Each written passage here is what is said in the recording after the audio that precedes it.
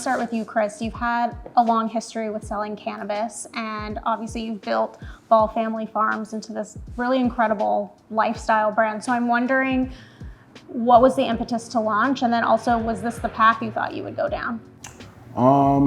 No, did not think this was a path I was gonna go down. I actually thought I was gonna be a professional football player for 10 years and make all kinds of crazy money and retire with the family. But you know, when that didn't happen, and then I found myself over in Canada playing in the CFL, and I discovered cultivation really for the first time. That's where I kind of fell in love with the cannabis process itself. You know, I had been selling weed, you know, since I was 16 before then, but I never really tapped into the cultivation aspect of it. It was more of a monetary thing that I would use to take care of myself. So once that happened, and then, you know, my status in the illicit market, you know, started to grow because of me trafficking the weed from Canada to the United States. That's when, you know, my federal indictment came down, and, you know, I caught my felony, and then I started on my journey of rehabilitation. So while I was in prison, you know, I had an interesting conversation in the law library there with two gentlemen, and we kind of broke down the numbers of what I was doing and why I was selling so much, you know, cannabis for someone else instead of myself, you know, because I was a middleman at that point. So once that light bulb went off in my head, I was like, okay, when I get out of here, I'm gonna try to do this the correct way and grow myself, you know, and maybe try to do something where I can take care of my family on my own instead of, you know, working for someone else. So when I got out, I started out on that journey, and then during that time, it was the Prop D compliant, you know, it was the Prop D shops, the pre-ICOs. So I started on my journey of learning how to grow and trying to be a caregiver and, you know, take care of patients that were coming into dispensaries until I got introduced to the social equity program in 2018. And then that's when Ball Family Farms was born. So at that moment is where I decided, okay, now that, you know, Prop 64 is passed and legalization is here in California and it's recreational, now here's my opportunity to kind of turn this into something bigger, get my family involved, get my brother involved, my cousins, and maybe try to change the trajectory of our last name, you know, and create some generational wealth. How did you guys meet? Like, what brought you two together, and why did you want to create, it's called the Fonzie, right? Fonzie? Yeah, okay. We met in 2020 when I first moved out here, and I was actually just looking for, you know, a brand to shop with that was going to be really good. And a friend at the time in New York who was also in the industry said, hey, listen, Ball Family Farms, they're the top of the line, and I want to introduce you to the gentleman who runs that company. So it was a funny story. I ended up meeting someone else who I thought was Chris Ball and wasn't. It's this young white brother that works for Chris. And so when he came to the door, me thinking it was an all, you know, black owned company, I was like, who's this, man? What's your name? I said, where's Chris, man? Where's the guy I'm supposed to be meeting, right? And so Chris comes in maybe 10, 15 minutes later, right here in this office, and we immediately had this connection. He had knew of me as an actor from P-Valley.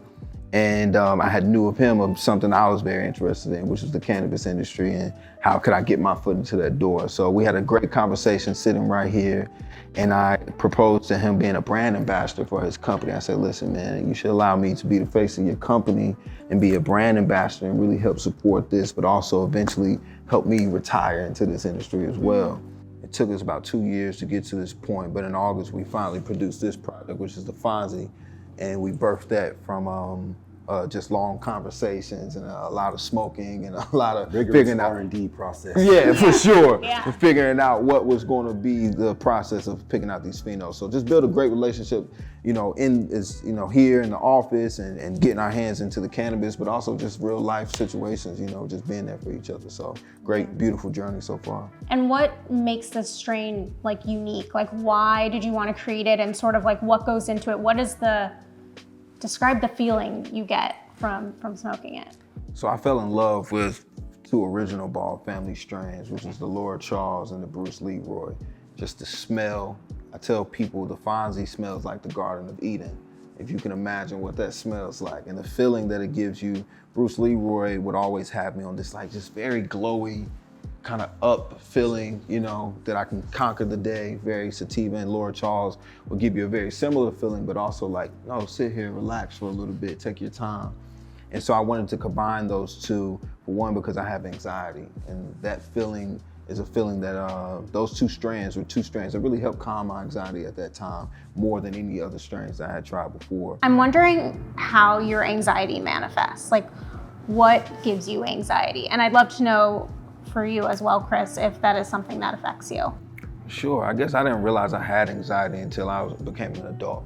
You know, I didn't, I thought it was just like, man, I'm sweating, or, you know, my heart is beating kind of fast. And so I didn't register that as that anxiety. And maybe nervous, you know, saying like, oh, I'm nervous.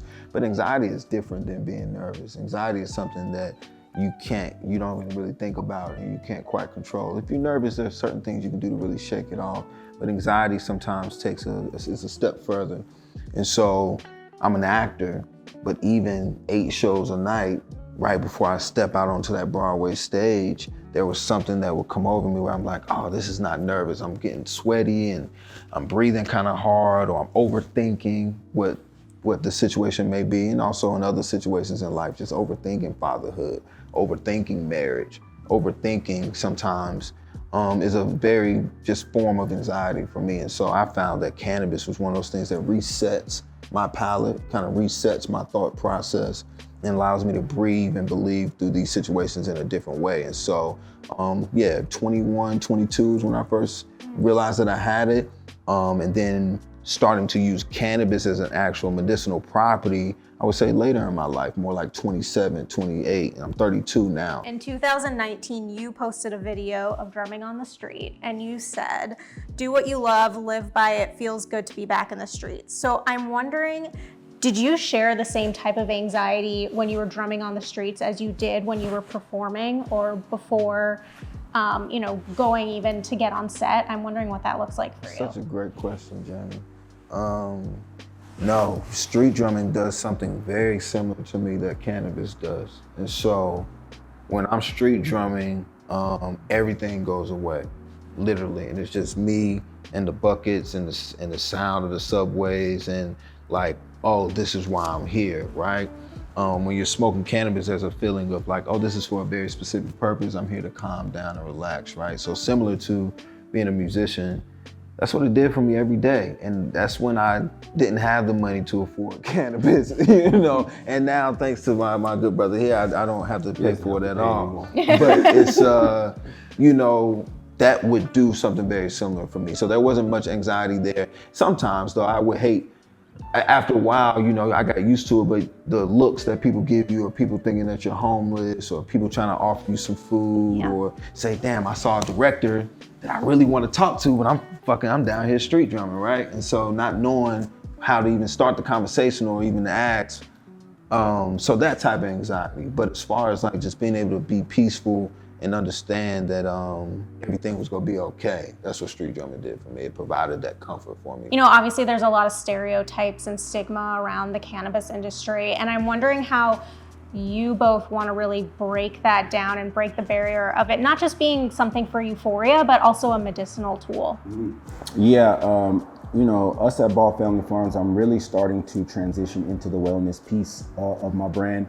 The first 4 years, we kind of targeted the culture, because here I am, a social equity applicant. Here I am, a Black CEO in the space. So we really wanted to kind of drive home my story and kind of let people know why I deserve to be here, why our products, were different than everyone else's, why, our brand had true authenticity.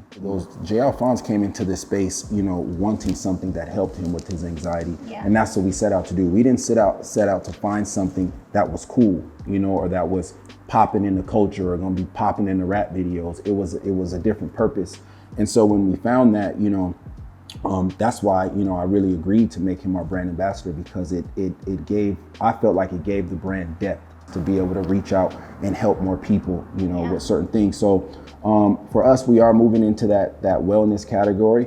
It's the reason why we grow in living soil. It's the reason why we're really organic farmers. We're sustainable. We want to start telling those stories. We want people to go into a dispensary, look for Ball Family Farm, and say, you know what, this is real medicine. And then, speaking of stigma, I'm wondering if either of you feel any shame or stigma around anything. Yeah, no, not me. Not me. That's great. Great. I wish I could answer it the same way. And I get that people do, right? I'm one of the few actors that you'll see constantly having cannabis on my page and smoking in my stories and all those things. I'm a huge fan of Seth Rogen, right? How he pushes the medicinal use of it, but also just kind of like, this has been going on for a long time. Everybody smokes pot, if you want, whatever you want to call it, cannabis, weed. But some people do feel like there's a stigma behind showing their faces smoking, or feeling like if I show someone that I'm smoking, I won't get this job, or I won't be able to participate in this project. And so I'm here to make that not so much of a stigma and kind of regulate it in a way where it's like, this is normal. This is a question for both of you. What would you tell your younger selves in regards to your mental health? For me, I would tell my younger self, don't play football. Damn, okay. Stay away from that. Go pick up a basketball and stop that brain from hitting up against that skull. No, seriously, I do think that, you know, I think this now, my fiance doesn't think it and people around me don't think it. They just think I got a lot on my mind, but I start to think like, man, do I suffer from, you know, CTE now? Because I'll walk into a room and forget why I came into that room, you know? I will find myself sometimes being a little bit hard for me to organize myself, you know, or if I'm in my bedroom and it's messy, I can't think, you know, so I'm very OCD. I have to go clean up everything, this, that, make sure I take care of this, and then I can sit down and go, okay, what is it that I need to do? I would also tell my younger self, you know, go get, you know, it's okay to get some therapy. That too. too. It's okay to talk through your problems with somebody. You don't gotta be so tough. You don't gotta internalize, you know. I'm learning that now, you know, with my fiance, of just not always harboring everything and trying to hold it all together and making sure that I'm communicating to her what I'm feeling, or, you know, or to my therapist, you know, because unpacking all that stuff really helps. I would tell my younger self to just, I don't know. I feel like my younger self brain has been there with me all the time. I have a hook imagination, as I said, Peter Pan imagination. You know, I try to never forget what my dreams and my happy thoughts.